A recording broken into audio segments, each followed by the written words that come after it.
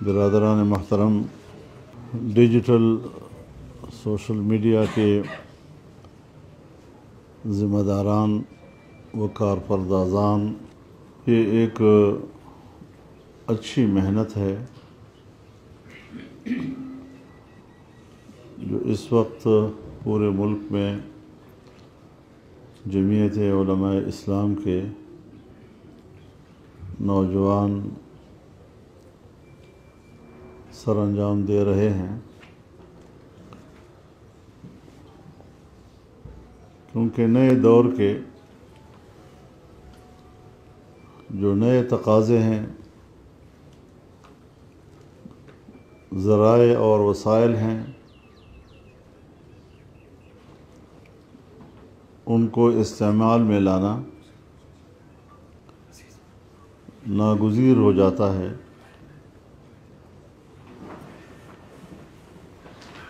اور پھر ایسے ماحول میں کہ جہاں پر مغربی دنیا کی ترجیحات، ان کا تہذیب و تمدن، ان کے نظریات اور انہیں فروغ دینے کے لیے جس بے تحاشا انداز کے ساتھ وہ سوشل میڈیا کو استعمال کرتے ہیں،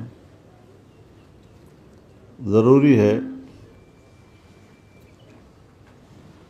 کہ ہم اپنے نظریات، اپنے اعتقادات، اپنی تہذیب اور اپنے تمدن کے فروغ کے لیے انہی ذرائع کو استعمال بھی کریں اور انہی ذرائع سے ہم ان کو جواب بھی دیں۔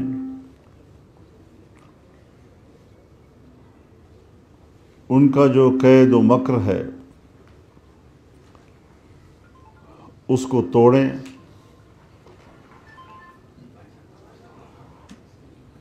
اور دین اسلام کا حقیقی چہرہ اور اس کی حقیقی تصویر دنیا کے سامنے پیش کریں۔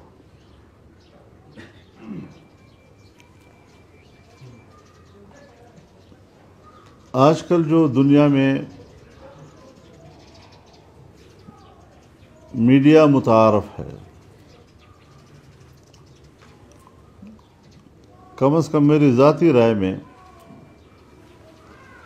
وہ دین اسلام کی تعلیمات سے متصادم ہے۔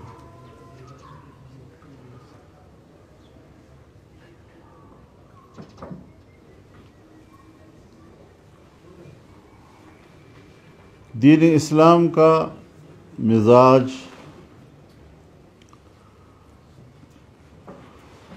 اور اس کی تعلیمات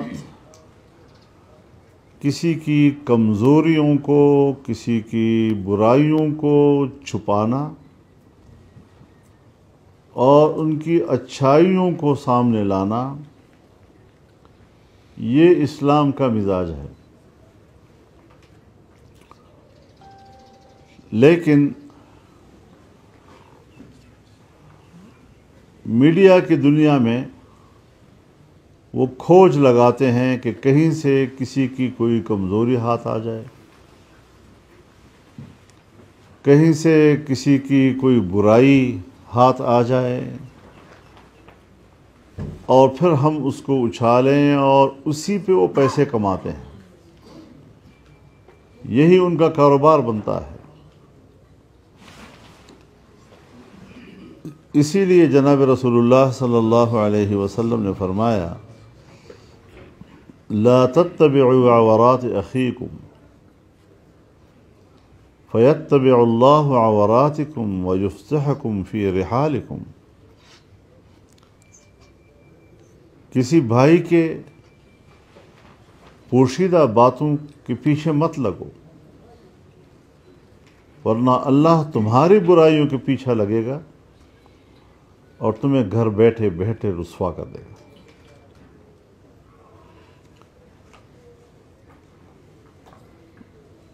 رسول اللہ صلی اللہ علیہ وسلم نے پناہ مانگی ہے،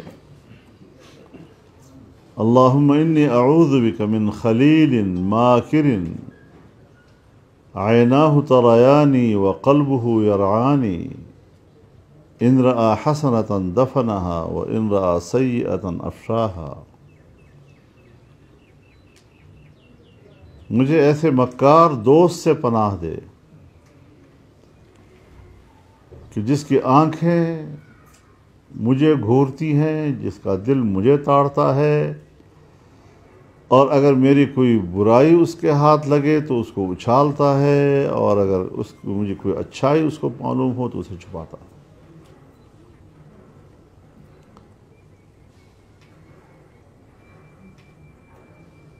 ایک دوسرا لفظ رسول اللہ صلی اللہ علیہ وسلم نے استعمال کیا ہے، اللہم انی اعوذ بک من صاحب خدیعۃ ان رأى حسنة دفنها وإن رأى سیئة افشاها۔ مجھے ایسے دھوکے باز دوست سے پناہ دے کہ اگر وہ میری کوئی اچھائی دیکھتا ہے تو اسے چھپا لیتا ہے، برائی دیکھتا ہے تو اس کو اچھالتا ہے۔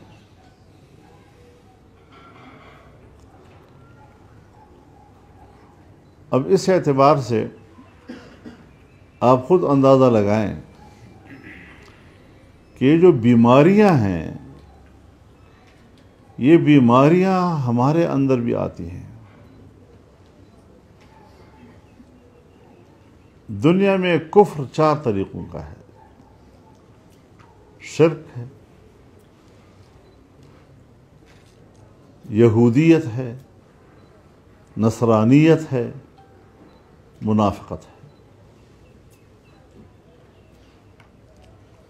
آج ہم نہ مشرک ہیں، نہ ہم یہودی ہیں، نہ ہم مسیحی ہیں، نہ ہم منافق ہیں۔ بڑے خلوص کے ساتھ اللہ پر اور اس کی وحدانیت پر ہمارا ایمان ہے، جناب رسول اللہ صلی اللہ علیہ وسلم کی رسالت پر ہمارا ایمان ہے، آپ کی نبوت پر ہمارا ایمان ہے، آپ کی تعلیمات پر ہمیں ایمان ہے۔ لیکن ہمارے اندر شرک کی برائیاں آ جاتی ہیں، ہم ایسے ایسے اعمال کرنا شروع کر دیتے ہیں کہ جس سے شرک کی بو آتی ہے۔ ہم ایسے ایسے کام کرتے ہیں کہ جس میں یہودیت اور نصرانیت کی پیروی نظر آتی ہے۔ ہم ایسے ایسے کام کرتے ہیں کہ جس سے وہ منافقوں والی جو عادتیں ہیں وہ ہمارے اندر آ جاتی ہیں۔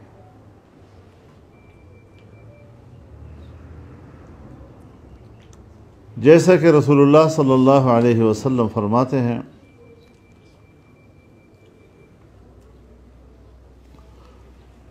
تعس عبد الدینار وعبد الدرہم وعبد الخمیصہ ان اعطی رضی وان لم يعط سخط، تعس وانتکس واذا شیک فلا انتقش۔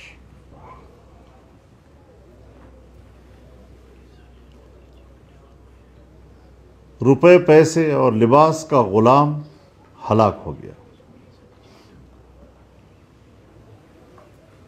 منہ کے بل گرا، پاؤں میں ایسا کانٹا چبھا جو نہ نکلا۔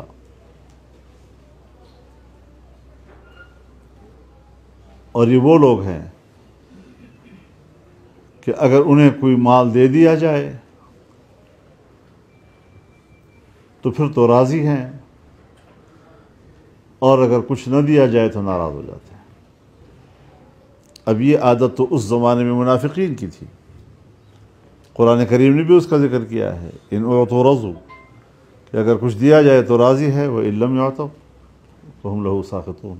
غالباً اس طرح آیت ہے کہ اگر کچھ دیا جائے تو راضی رہتے ہیں، نہ دیا جائے تو ناراض ہو جاتے ہیں۔ تو دنیا کا مفاد، دنیا کی کمائی، یہ محور اور معیار ہوتا ہے تعلق بنانے میں،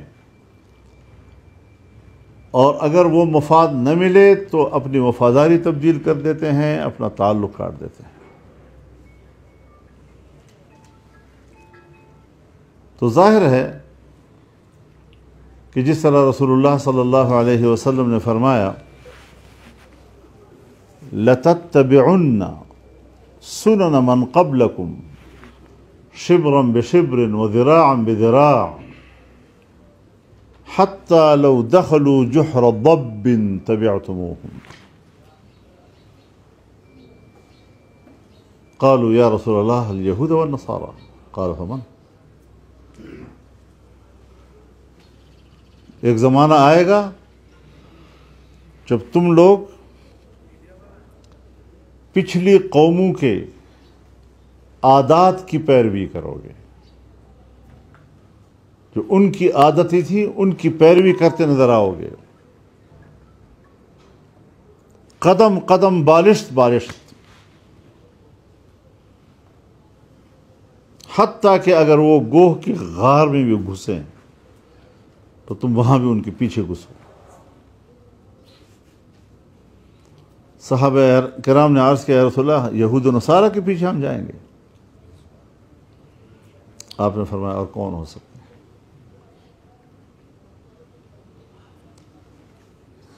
تو آج کی اس موجودہ تہذیب میں آپ خود سوچیں کہ ہمارا معاشرہ تہذیب کے حوالے سے ان کی پیروی نہیں کر رہا۔ عالمی سیاست میں ہم ان کی پیروی کرتے نظر نہیں آ رہے،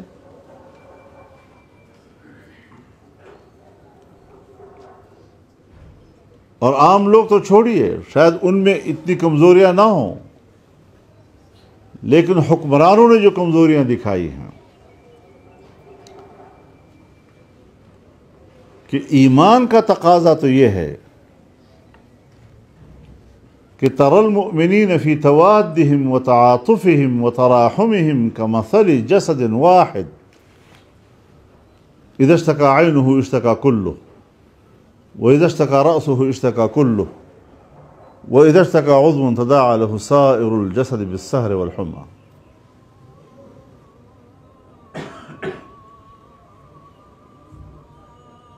کہ ایمان والوں کو تم اس طرح دیکھو گے جیسے وہ ایک جسم ہوں، اور ایک دوسرے کے ساتھ مہربانی کرنے میں، ایک دوسرے کے ساتھ ہمدردی کرنے میں، ایک دوسرے کے ساتھ دوستی کرنے میں ایک جسم جیسے نظر آئیں گے۔ اور ایک جسم کا کیا ہوتا ہے کہ اگر آنکھ میں درد ہو تو پورا جسم بے قرار، سر میں درد ہو تو پورا جسم بے قرار، جسم کے کسی حصے میں اگر درد مچل رہا ہے تو ساری رات جاگتے گزرتی ہے، بخار کی حالت میں گزرتی ہے، بے قراری یہاں تک چلی جاتی ہے۔ کیا آج جو فلسطینی بھائیوں پہ گزر رہی ہے یا برما کے مسلمانوں پہ گزر رہی ہے، کیا اسلامی دنیا کے حکمرانوں میں ایمان کے حوالے سے یہ درد پایا جا رہا ہے؟ ہم پھر بھی ٹرمپ کو راضی کرنے کے لیے، مغرب کو راضی کرنے کے لیے جتن کرتے ہیں، حکمت عملی بناتے ہیں، اور یہ ایک دفعہ بھی نہیں سوچتے کہ بھائی میرے مسلمان بھائی کے ساتھ کیوں ظلم ہو رہا ہے۔ مسلمان المسلم اخو المسلم، انما المؤمنون اخوہ۔ اللہ رب العزت نے، جناب رسول اللہ صلی اللہ علیہ وسلم نے ان کے لیے لفظ اخوت استعمال کیا ہے، بھائی ہیں۔ لا یظلمہ ولا یسلمہ ولا یخذلہ ولا یحقرہ۔ مسلمان کا بھائی ہے، نہ خود اس پر ظلم کرتا ہے، نہ دوسرے کے ظلم کے سپرد کرتا ہے، نہ اس کو رسوا کرتا ہے، اور نہ اس کی بے توقیری کرتا ہے۔ عزت دیتا ہے۔ آج ہمارے سوشل میڈیا میں آپ دیکھیں جس طرح بڑوں کو عزت دی جاتی ہے اور جس طرح ریمارکس پاس کیے جاتے ہیں، میں تو نہیں سمجھتا کہ یہ اسلامی تعلیمات کے مطابق ہے۔ یہ تو ناجائز باتیں ہیں۔ یہاں تک کہ ان بیماریوں کے اثرات ہمارے کارکنوں میں آ گئے ہیں۔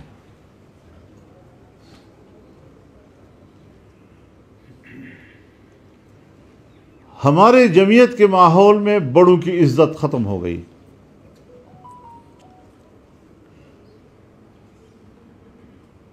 شاید ہم اپنے نوجوانوں کی صحیح تربیت نہیں کر رہے ہیں۔ ہمارے مدارس کا فرض ہے کہ وہ اپنے نوجوانوں کی تربیت کریں، کیونکہ اسلام دو چیزوں کا نام ہے، ایک علم کا اور ایک تربیت کا۔ علم ہی نہیں ہے تو اندھیرے میں ہے، اندھا ہے۔ علم ہے اور اخلاق نہیں ہے، اس پر عمل درآمد نہیں ہے، تو پھر کھوٹا سکہ ہے، جیب میں تو بوجھ ہے لیکن آپ بازار میں جائیں گے تو اس کی کوئی حیثیت نہیں۔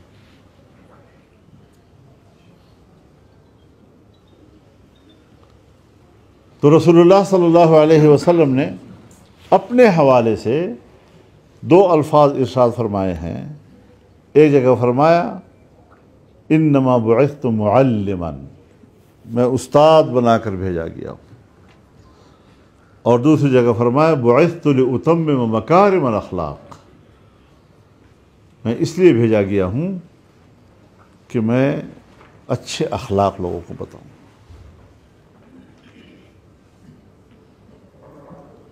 جب میں اپنے ساتھی کو دیکھتا ہوں، جمعیت علماء سے وابستہ کارکنوں کو دیکھتا ہوں، اور سوشل میڈیا پر جو ان کے الفاظ اور ان کے انداز گفتگو سامنے آتا ہے تو بہت تکلیف ہوتی ہے۔ کسی کی اچھائی بھی بیان کر لیا کرو، کسی کے اچھی خدمات کا اعتراف بھی کر لیا کرو، کسی ساتھی کو شاباش بھی دے دیا کرو، اور اگر کہیں کسی کی کمزوری سامنے آئی یا ہم کسی سے ناراض ہو گئے تو پھر طوفان بدتمیزی۔ کتنی بری بات ہے۔ یہ اخلاق تو ہمیں رسول اللہ صلی اللہ علیہ وسلم نے نہیں سکھائے۔ یہ اخلاق تو ہمارے دین کے نہیں ہیں۔ ہمارے دینی مدارس کی اور کالج یونیورسٹیوں کے درمیان امتیاز اس بات کا تھا کہ مدرسے کا طالب علم جس طرح کا علم پڑھتا تھا، عملی زندگی بھی اس کے مطابق ہوتی تھی، لباس سے لے کر باقی اعمال تک۔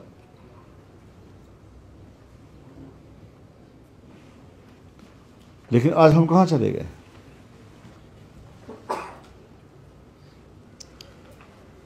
تو آج کی اس سوشل میڈیا کو بھی آپ نے اس پہلو سے بھی استعمال کرنا ہے، اور جمعیت کے اندر تو حضرت ایک نظام موجود ہے۔ اگر کوئی شکایت ہے تو وہ شکایت جو ہے وہ اگر عاملہ میں میٹنگ ہو رہی ہے تو اس میں لے آئیں، اگر شورا ہو رہا ہے تو اس میں لے آئیں، اگر عمومی ہو رہا ہے تو اس میں لے آئیں، اگر آپ خود اس کے رکن نہیں ہیں تو جو رکن ہیں ان کو جا کر بتا دیں کہ بھئی یہ مسئلہ جو ہے یہ آپ وہاں اٹھائیں اور پوچھیں اس بارے میں کہ یہ بات کیوں ایسے غلط ہو رہی ہے، یہ فلانا آدمی کیوں ایسے غلط بات کر رہا ہے۔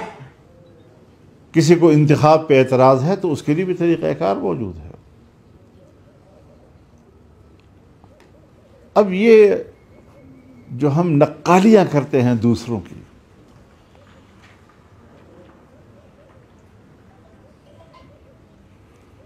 اگر آج ایک جماعت اٹھتی ہے اور وہ فارم 45 فارم 47 فارم 45 فارم 47، ہمارا بھی جب کسی اپنے جماعتی ساتھی کے لیے نیت خراب ہو جاتی ہے تو ہم بھی وہی اصطلاحات استعمال کرتے ہیں۔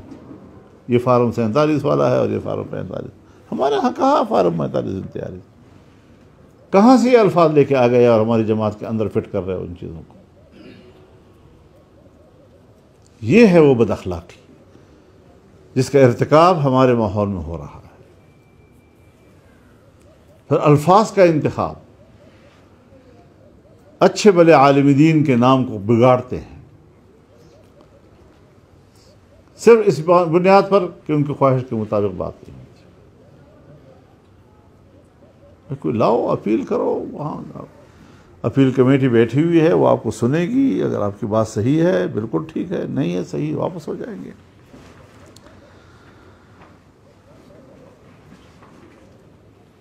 تو ان تمام چیزوں کو سامنے رکھتے ہوئے ہم نے اپنے آپ کو منظم کرنا ہے اور ہم نے اپنی ایک ایسی زندگی متعارف کرانی ہے کہ وہ ان کے اور ہمارے درمیان امتیاز کرے. اب ظاہر ہے دنیا میں جو باطل قوتیں ہیں، دولت و سرمایہ تو ان کے پاس زیادہ ہے. اخلاقی لحاظ سے بالکل فارغ لوگ، پیسے ان کے پاس زیادہ ہیں. الیکشن میں اترتے ہیں، اپنے پیسے پہ ناز کرتے ہیں. اب یہ جو عادت ہے جو اس وقت ہمارے اندر ہمارے ماحول میں موجود ہے، یہ عادت بھی تو انہی کفار کی آئی ہے نا، کہ جس کے بارے میں اللہ رب العزت فرماتے ہیں ان الذين كفروا ينفقون اموالهم ليصدوا عن سبيل الله فسينفقونها ثم تكون عليهم حسرة ثم يغلبون. جن لوگوں نے کفر کیا انہوں نے پیسہ بہایا تاکہ اللہ کے دین کا راستہ روک سکیں. سو اللہ کہتے ہیں بہانے دو، پھر ہاتھ بھی ملیں گے حسرت کے اور پھر جنگ بھی ہاریں گے، مغلوب بھی ہوں گے. یہ تو ہے دنیا کی سزا. پھر آگے فرمایا والذین کفروا الی جہنم یحشرون. پھر دولت کی بنیاد پر دین اسلام کا راستہ روکنا اور حق کا راستہ روکنے والے آخرت میں جہنم میں بھی جائیں گے. لیمیز اللہ الخبیث من الطیب ویجعل الخبیث بعضه علی بعض فیرکمہ جمیعا فیجعلہ فی جہنم اولئک هم الخاسرون. باطل اور حق کے درمیان امتیاز پیدا کرنے کے لیے، پاک اور ناپاک کے درمیان امتیاز پیدا کرنے کے لیے دنیا ان کا منظر دیکھے کہ دنیا میں پیسے پہ غرور کر رہے تھے، پیسے کی بنیاد پر وہ اللہ کے دین کا راستہ روک رہے تھے، ہماری تہذیب کو تباہ کر رہے تھے، ہمارے اخلاق کو تباہ کر رہے تھے، حکومتیں بناتے تھے اور وہ حکومتیں پھر یہود و نصارہ کی پیروی میں پالیسیاں بناتے تھے اور اس کو اپنے مفاد تصور کرتے تھے. تعلقات ہوتے. رسول اللہ صلی اللہ علیہ وسلم کے زمانے میں بھی تعلقات روم سے اچھے تھے. دنیا کی دو بڑی طاقتیں تھیں، روم اور فارس. اسلام کا تعلق روم سے اچھا تھا، فارس سے اچھا نہیں تھا. یہاں تک کہ جب فارس نے روم پر فتح حاصل کر لی اور روم مغلوب ہو گیا تو اتنی تکلیف ہوئی مدینہ کے لوگوں کو، رسول اللہ صلی اللہ علیہ وسلم کو، یہ کیا ہو گیا. یہاں تک کہ اللہ تعالیٰ کو پوری سورت روم اتارنی پڑی اور جس میں تسلی دی گئی غلبت الروم فی ادنی الارض وهم من بعد غلبهم سيغلبون فی بضع سنین. چند سالوں کے اندر حالات دوبارہ ہو جائیں گے، کوئی آپ پریشان زیادہ نہ ہوں.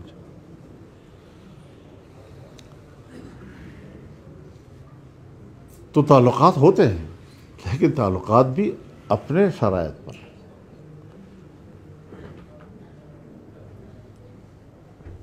پوری دنیا کی کل آبادی کا ہم 1 ارب سے زیادہ تعداد ہے ہماری.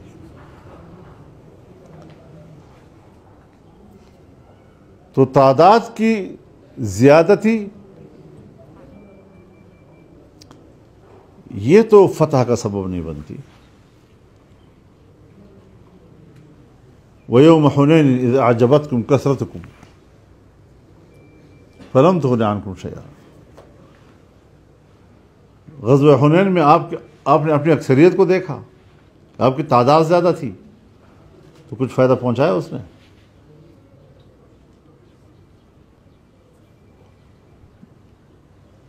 جب تک آپ کی حکمت عملی اور پالیسیوں میں خودداری نہ ہو، خود اعتمادی نہ ہو. تو یہ بھی نہیں ہے کہ کوئی کفر کی دنیا کے ساتھ تعلقات بنانا، تجارتی تعلقات بنانا، کاروباری تعلقات بنانا خارجہ پالیسی کا یہی کام ہوتا ہے. لیکن خارجہ پالیسی دنیا میں اپنے مفادات کی گرد گھومتی ہے. کسی بھی ملک کی خارجہ پالیسی اس کے اپنے مفادات کی گرد گھومتی ہے. خارجہ پالیسی کوئی جامد چیز نہیں ہے.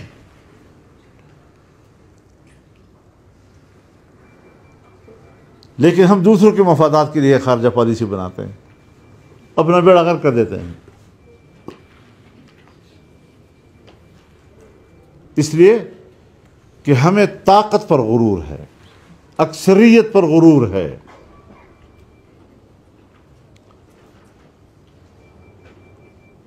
طاقت اور اکثریت بھی اسی وقت کام آتی ہے اگر وہ اللہ کے دین اور اس کی دی ہوئی اصولوں کی پیروی کرے گا.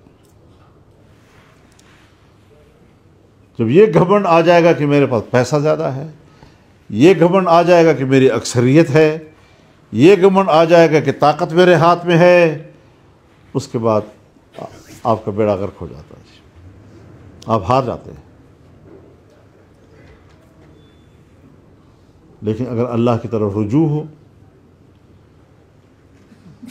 اس کی دی ہوئی تعلیمات کی پیروی ہو، جناب رسول اللہ صلی اللہ علیہ وسلم کی دی ہوئے تعلیمات کی پیروی ہو، احکامات میں بھی، اخلاقیات میں بھی، طرز معاشرت میں بھی، نظام معیشت میں بھی،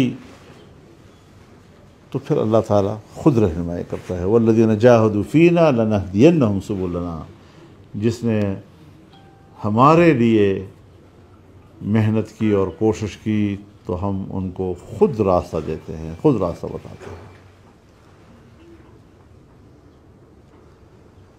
تو یہ ماحول ہمیں آج کی اس سوشل میڈیا سے اس کو فروغ دینا چاہیے، اور جو بھی کہیں سے ہمیں غلط پکارتا ہے ہمیں ان کی آواز میں، ان کے الفاظ میں جواب نہیں دینا چاہیے. وجہ یہ ہے کہ ہم مقام دعوت میں ہیں،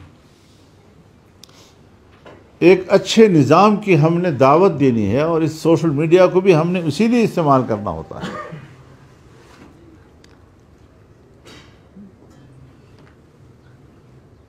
تو مقام دعوت یہ اپنے مقام سے بالکل بھی نیچے نہیں اترتا، اور جو منکر ہے وہ بد اخلاقی پہ اتر آتا ہے، گالیوں پہ اتر آتا ہے، دھمکیوں پہ اتر آتا ہے. وَاضْرِبْ لَهُمْ مَثَلًا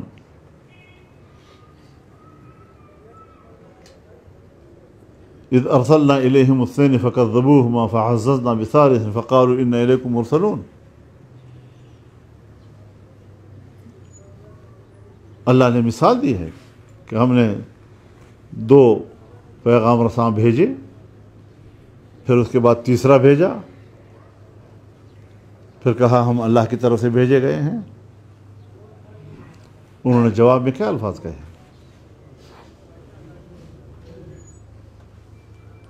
قالوا ما انتم الا بشر مثلنا وما انزل الله من شيء.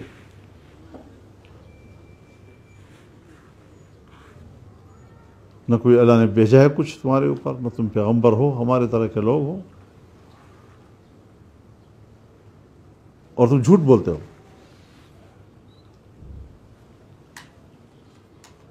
قالوا اللہ یعلم انا الیکم لمرسلون، اللہ جانتا ہے ہم اس کی طرف سے بھیجے گئے۔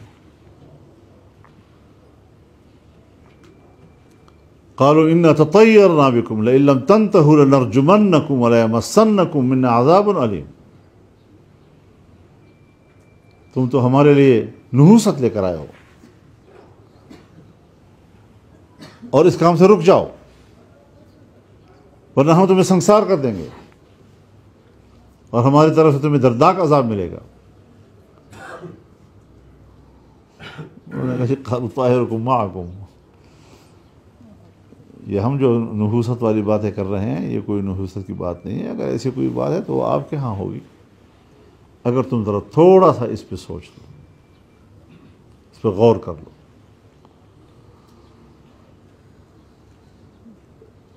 اب ان مہمانوں کی مدد کے لیے جو نصرت کے لیے بندہ آیا، وجاء من اقصى المدینہ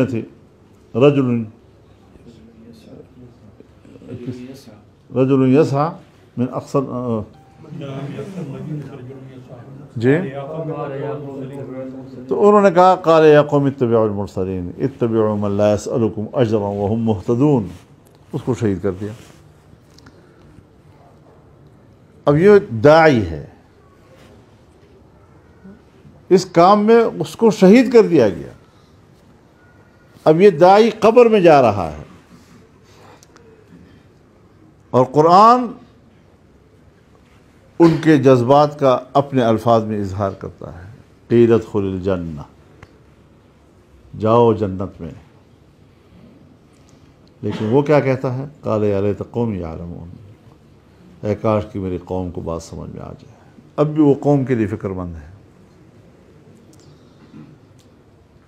تو مقام دعوت پہ رہنے والا، اور یہ کہ میں حق عقیدے کا مالک ہوں، حق نظریے والا ہوں، اس کا پرچار کر رہا ہوں، اس کے لیے بد اخلاقی یہ جائز نہیں ہے۔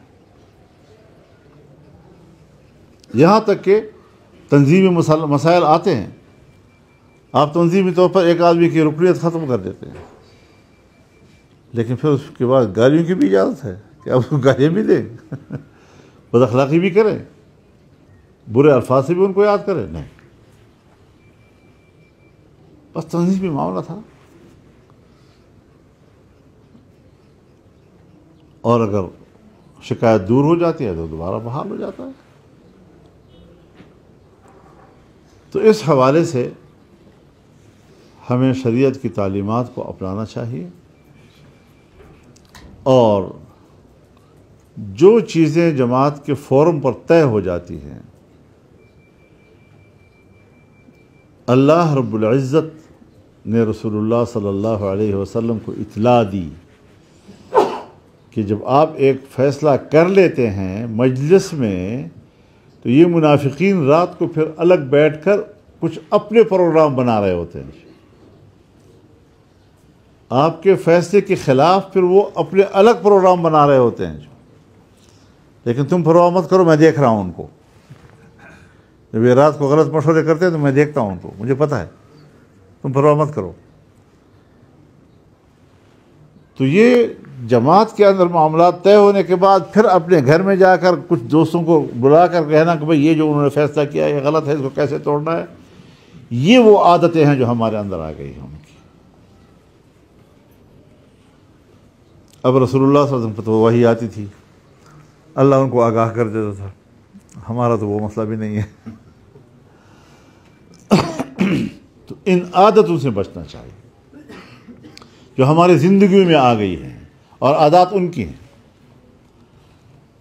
تہذیب آ گئی ہمارے اندر، ان کی تہذیب ان کی ہے، پیروی ہم کر رہے ہیں، قدم قدم پہ کر رہے ہیں۔ تو یہ وہ پاک تعلیمات ہیں دین اسلام کی، اور یہ وہ پاک اخلاقیات ہیں دین اسلام کی، اگر ہم اس کی پیروی کریں گے تو جمعیت علماء اسلام کو آپ ایک ایسی جماعت پائیں گے کہ دنیا اس کی پیروی کرنا چاہیے۔ تاہم ہم بھی انسان ہیں، انسانوں کے اندر کمزوری آ جاتی ہے، خطا ہو جاتی ہے، لیکن اس خطا پہ فخر کرنے کی گنجائش کہاں ہے؟ اس پر تو شرمندہ ہونا چاہیے۔ پھر اللہ کے سامنے ہمیں گڑ گڑانا چاہیے کہ الہ العالمین ہم سے غلطی ہو گئی، حکم تو آپ کا چلتا ہے، ہم تو آپ کے بندے ہیں۔ جب آپ نے حکم دیا تو ہم نے نافرمانی کی، جب آپ نے روکا تو ہم نے وہی کام کیا۔ یہ کمزوریاں جو ہمارے اندر آتی ہیں، ہمیں اس کی بھی اصلاح کرنی چاہیے۔ سیاسی جماعت کا یہ معنی نہیں ہے کہ اب آپ شتر بے مہار ہو گئے، جو چاہیں آپ کریں۔ سیاست بھی انبیاء کی سیاست ہونی چاہیے، جس میں تدبیر ہو، جس میں تدبر ہو، جس میں بڑی سنجیدگی کے ساتھ منصوبہ بندی ہو۔ دیکھو کہ میں جو کچھ فیصلہ کر رہا ہوں میری طاقت کتنی ہے، طاقت سے کہیں زیادہ تو نہیں کر رہا۔ دیکھو کہ کہیں اس کا انجام برا تو نہیں ہوگا، لیکن پھر انجام اللہ پہ چھوڑ دو۔ جب ایک دفعہ آپ طے کر لیں پھر انجام اللہ پہ چھوڑو۔ کامیابی ملتی ہے تو بھی اس کی مرضی، نہیں ملتی تو بھی اس کی مرضی۔ تو یہ چند گزارشات تھیں آپ حضرات کی خدمت میں، شاید کہ اتر جائے تیرے دل میں میری بات۔ وآخر دعوانا ان الحمدللہ رب العالمین۔